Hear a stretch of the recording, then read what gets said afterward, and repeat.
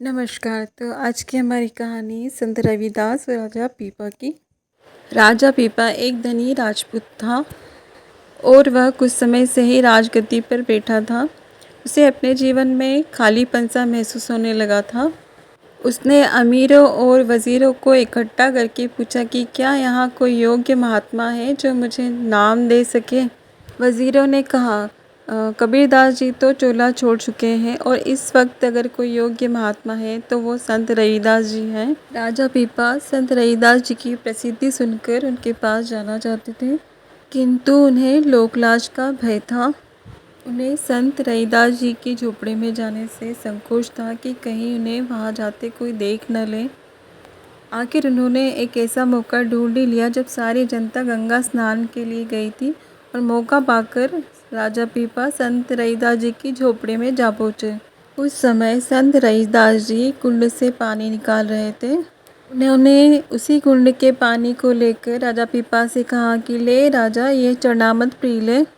राजा के मन में झिझक हुई, किंतु राजा स्पष्ट इनकार न कर सका। राजा ने हाथ आगे करके चुल्लू में पानी ले तो लिया, पर रविदास जी की आँख से बचाकर उस पानी को अपने कुर्ते की आस्तीन पर गिरा लिया। रविदास जी समझ गए, पर उन्होंने उस समय कुछ नहीं कहा।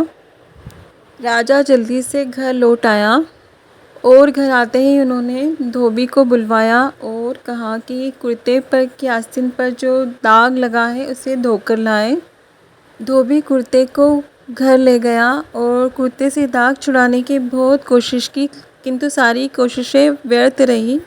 अतः उसने अपनी लड़की से कहा कि दाग को मुंह से चूसकर निकाले ताकि दाग निकल जाए। लड़की मासूम थी, वह दाग को चूसकर थूकने के बजाय अंदर निगलती गई। नतीजा यह हुआ कि लड़की का अंदर का पर्दा खुल गया और वह ज्ञान ध्यान की बातें करने लगी। धीरे धीरे यह बात पूरे शहर में फैल गई और राजा तक पहुंच गई। राजा के मन में लगन तो थी ही, वह लड़की के पास आया। राजा को देखकर लड़की उठ खड़ी हुई। राजा बोला, देख बेटी, मैं यहाँ तेरे दर पर राजा बनकर नहीं आया, मंगता भिखारी बनकर आया हूँ। लड़की बोली, महाराज, मैं आपको देखकर इसलिए नहीं उठी कि आप राजा हैं, इसलिए उठी हूँ कि मुझे जो कुछ भी प्राप्त हुआ है वह आपके कारण ही हुआ है। राजा आश्चर्यचकित होकर उसे देखने लगा और बोला, बेटी कैसे? धोबी की लड़की ने राजा को बतलाया कि किस प्रकार उसे कुर्ते का दाग चूसने के कारण आंतरिक ज्ञान प्राप्त हुआ है। यह सुनकर राजा अपने आप को कोसने लगा और पश्चाताप करने लगा। वह दौड़कर रविदास जी की झोपड़ी में जा पहुंचा और पुनः प्रार्थना करने लगा कि गुरु जी, चरणामृत फिर बख्शो। इस पर संत रविदास जी ने कहा कि राजा, वह कुंड का पानी नहीं था, अमृत था जो सचखंड से आया था।